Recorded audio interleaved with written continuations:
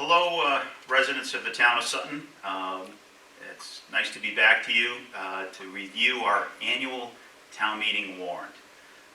We do this every spring and fall town meeting just to let you know what to look forward to at this spring town meeting. The town meeting will happen on May 9th at 7 p.m. Promptly.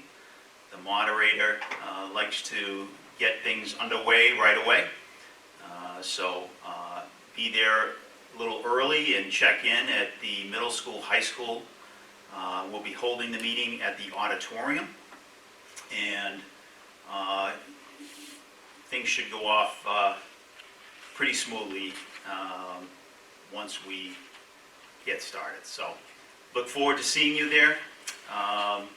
As far as the warrant, it's a relatively straightforward warrant this year, but I'll go through the items that we will be addressing at this meeting. So the first 10 or so articles are the same articles that we have every spring town meeting, which deals with ultimately the budget and the capital plan and other regularly scheduled items that we have on the warrant, but I'll run that through real quickly. The first article is a report of town offices and committees. The last time we really had this before town meeting was when we had the Charter Review Board active, and that was a few years ago, but I don't think we'll have any report from town committees at this year's Springtown meeting. So the second article is to authorize the cemetery commissioners to employ themselves. This is a requirement of Massachusetts General Law 268A, Conflict of Interest Law. This allows the cemetery commissioners to actually receive paychecks for assisting with burials and all that goes into that aspect. So this town meeting authorization is required for the cemetery commissioners to receive a paycheck for the work that they do as commissioners. So that's that article. Article number 3 is similar in that it allows the Board of Health to employ themselves for Board of Health inspections and other sorts of efforts of the Board of Health. Now currently, I don't think there's any Board of Health members that do inspections or anything else, but it does provide that opportunity should we need it. But I think we have enough inspectors that conduct this work otherwise. Article number 4 is to fund the sewer department. This is an enterprise fund, and essentially the revenue and expenses need to equal out within the sewer enterprise fund. So this budget is the sewer budget that the town meeting will vote on this year. The next item is the transfer station. That's the second enterprise fund in the town, and again, the same situation where the revenues and expenses need to equal out, and this will approve the transfer station budget for the FY23 fiscal year. Article 6 is the FY23 operating budget for the town of Sutton.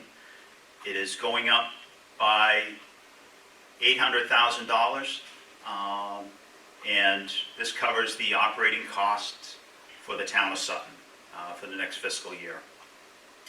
Article 7 is the capital plan. The capital plan is comprehensive. It is a little under $1.3 million, and this should cover our capital needs for the next fiscal year. Article 8 is to fund underfunded accounts for FY22. The largest account that we are adding money to is the snow and ice budget for the FY22 season.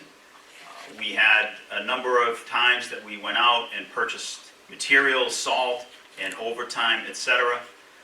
This budget, we're transferring $150,000 in free cash to the snow and ice budget to wrap up FY22. And the other item is maybe $11,000 to cover healthcare costs, opt-out payments that the town has created, which ultimately saves the town on health insurance funds. By allowing employees to opt out of coverage, they receive a small check, and the town saves all of that money in the contribution. So we underfunded that by $11,000, and that'll be the other transfer for that item. Article 9 is a placeholder. We do this, it's in anticipation of revenue. The Chapter 90 program, which is monies for streets and sidewalks, we receive generally a little over $460,000 a year in this account. This is if we do work and we are awaiting receipt of reimbursement from the state. We haven't had to borrow in anticipation for these funds, but this is a placeholder just in case we have to exercise this option. Hopefully that doesn't come to pass and we can just move forward, but this is just in case. So Article 10 is to pay prior year invoices. There are a couple of small invoices that we're required to pay. They will be presented at the Maytown meeting and the motions for that meeting. So Article 11 is to add additional money to allow the school department to pay special education out-of-district tuitions. The special education out-of-district costs have increased dramatically over the last few years. In FY20, they were just under $1 million, and in FY23, they are anticipated to be almost $2 million. So that's $1 million increase in 3 fiscal years. So a huge spike in those costs. And our solution is to put $700,000 in free cash to fund this item. Now, it should be a short-term cost. FY24, the anticipated cost is just under $2 million, and in FY25, the cost is anticipated to come down below $1.5 million, so $500,000 less than it is in FY24. So, we are using free cash to deal with the spike in special education costs, and hopefully in FY23 those costs, FY25 those costs reduce to $1.45 million. So it's just a projected forecast at this point, but we're doing our best to deal with these students that deserve an equal education under law, and so we are doing our part, and hopefully the state with the circuit breaker and other reimbursement funds assist us with dealing with this cost. Article 12, we are looking to put additional funds to the Special Education Tuition Stabilization Fund. The board created a policy to fund this Special Ed Stabilization Fund when students move into the district mid-year. So if somebody moves in January, we've got a pot of money to handle that cost. And we will make a transfer at Maytown meeting to cover that cost using these funds. So we are adding $25,000 in Medicaid receipts in excess of our budget in accordance with our select board policy that's in place. So we are really doing two things. Article 11 is in anticipation. We are pre-funding our special education costs. Article 12, we are setting aside additional funds in the SPED Stabilization Fund to deal with somebody moving into the district mid-year. So one is a forecast, is a budget, and the other one is an emergency fund in this case. somebody moves into the district mid-year. So a little confusing, but that's the purpose of 11 and 12 articles. Article 13 is to continue to fund the other post-employment benefits trust.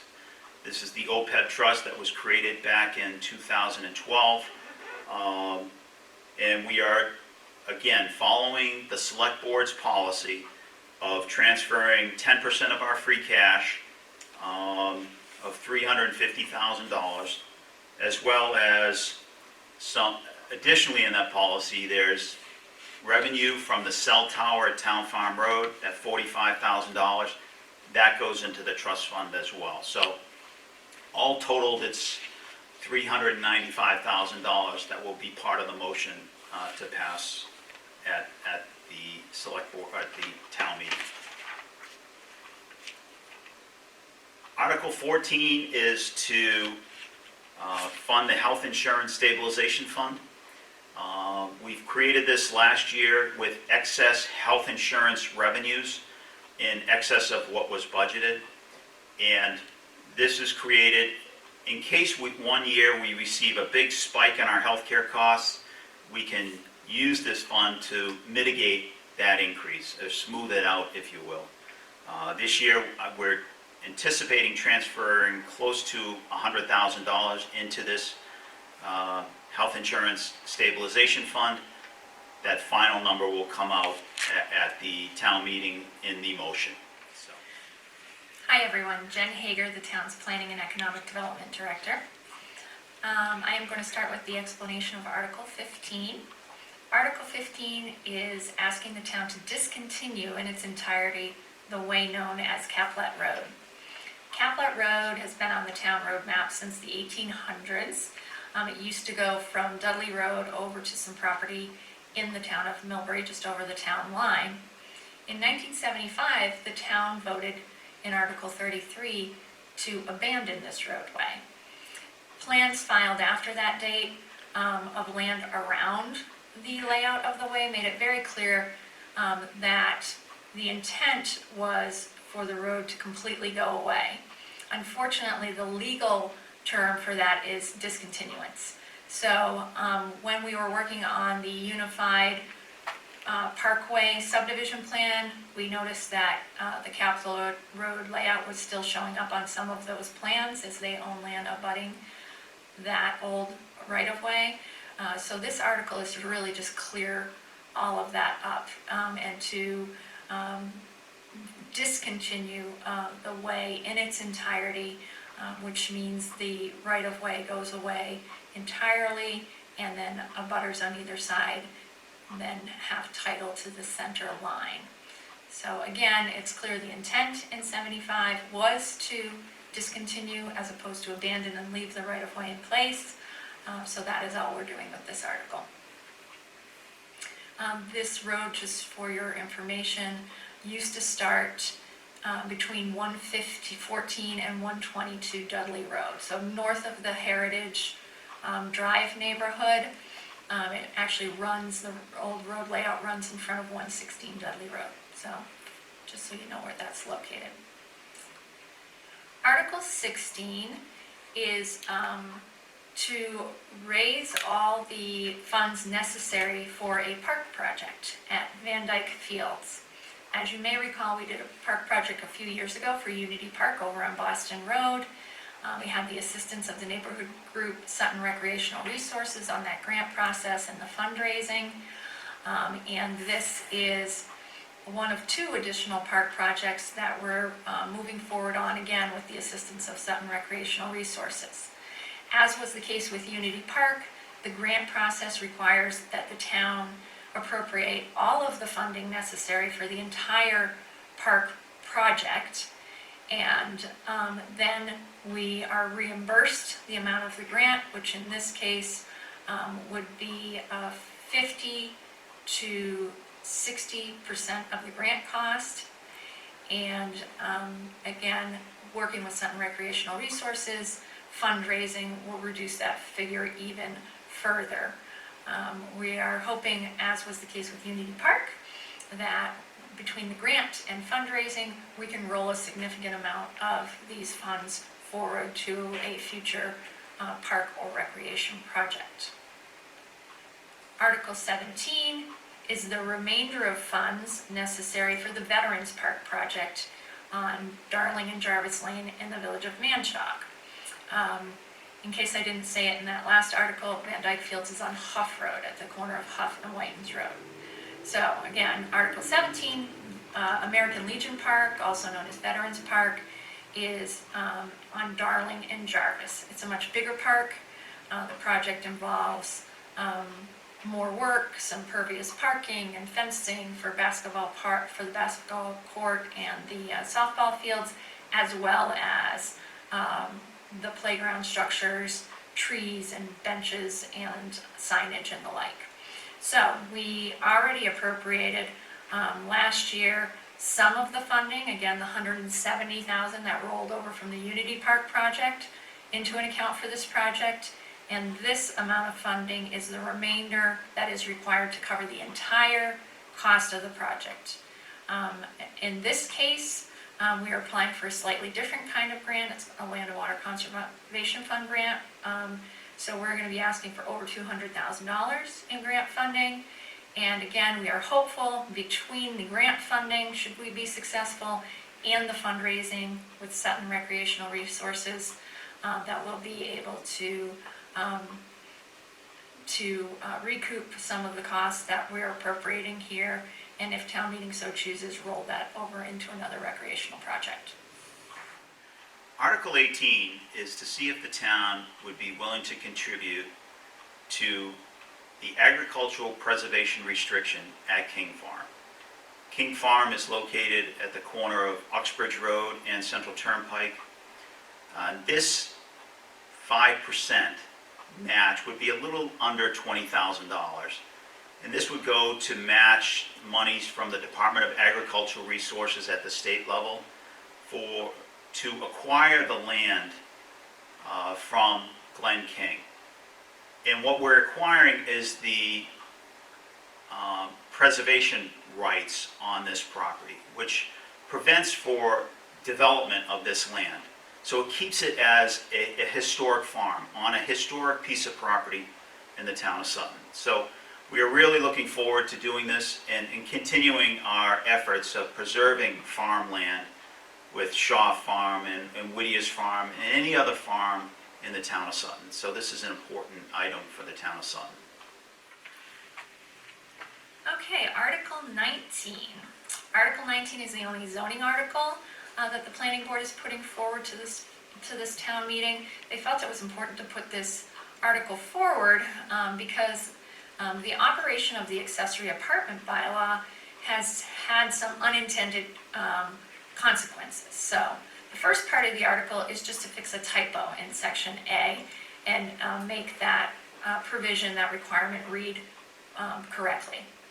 Proposed revisions to section 8 eliminate the requirement that if you have a detached accessory apartment in your garage or your barn, that it can be no more than 50% of that structure. The unintended consequence of that provision is that if somebody wants a 900 or 1,000 or a maximum 1,200 square foot accessory apartment, they're having to build a structure that is double that size. So you're ending up with accessory structures on lots that are almost as big, if not bigger, than the homes on the lot, and that wasn't the intent. So we're proposing an adjustment to the language here to go into effect as soon as the residents vote it into place and the Attorney General reviews it, so that any future applications, the detached accessory apartment does not have to be 50% of the structure. It can be any portion of the structure. It has to be part of a garage or a barn. It can't be its own kind of standalone accessory apartment, but we want to remove that requirement that's forcing people to build really large structures. Additionally, because accessory apartments provide a nice form of alternative and more affordable housing for a lot of families, and making them build giant structures is very contrary to that goal. So that's it, essentially, for Springtown meeting. Again, just a reminder, Springtown meeting is Monday, May 9th at 7 p.m. in the middle school, high school auditorium. Show up early, register, and be ready to go at 7 p.m. and look forward to seeing you there. Thank you.